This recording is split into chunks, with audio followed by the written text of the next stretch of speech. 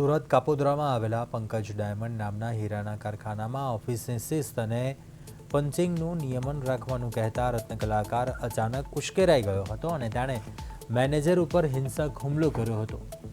પૂર્વ આયોજિત કાવતરાના ભાગરૂપે રત્ન કલાકારે પોતાના ભાઈને પણ કારખાનામાં બોલાવી લીધો હતો અને બંને જણાએ મળીને મેનેજરને બાથરૂમમાં ઘેરી લીધા હતા। ત્યારબાદ અંદાજિત 1.5 મિનિટ સુધી બેફામ ગાળો આપીને મેનેજરને આડેધડ ઢોરમાર મારવામાં આવ્યો હતો। આ સમગ્ર હુમલાની લાઈવ અને હૃદય કંપાવનારી ઘટના કારખાનાના સીસીટીવી કેમેરામાં કેદ થઈ ગઈ છે, જેના ફૂટેજ હવે સોશિયલ મીડિયા ઉપર પણ વાયરલ થઈ રહ્યા છે। આ હિચકારા હુમલામાં ભોગ બનનાર પાટીદાર મેનેજર ગૌતમ ઇટાલિયાએ તાત્કાલિક ધોરણે પોલીસનો સંપર્ક કર્યો હતો।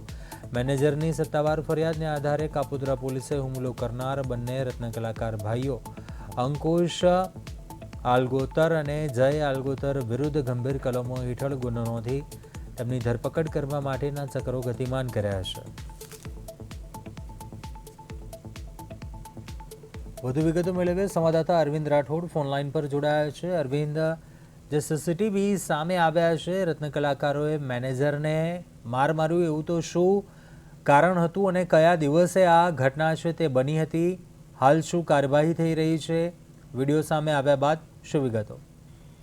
બિલકુલ સુરતના કાપોદ્રા વિસ્તારની ઘટના છે અને જેમાં હીરાના કારખાનેદારમાં જે રીતે મેનેજર છે તેના ઉપર હુમલો કરવામાં આવ્યો છે। પરંતુ મહત્વની વાત છે કે આ બંને ભાઈ રત્ન કલાકાર ભાઈઓ છે અને તેમણે જે પ્રકારેની કરતૂત એટલે કે તેમનો જે આંતક છે તે સીસીટીવીમાં કેદ થઈ ગયો હતો અને શિસ્ત અને પંચિંગનું જે નિયમન રાખવાનું કહેતા રત્ન કલાકાર છે તે ઉશ્કેરાયો હતો અને પૂર્વ આખું આયોજન અને કાવતરાના ભાગરૂપે તેના ભાઈને બોલાવી અને મેનેજરને બાથરૂમમાં ઘેરી વળ્યો હતો અને ખાસ કરીને 1.5-2 મિનિટ સુધી આ બેન સમા ગાળો પણ આપી હતી અને આડેધડ માર પણ મારવામાં આવ્યો હતો।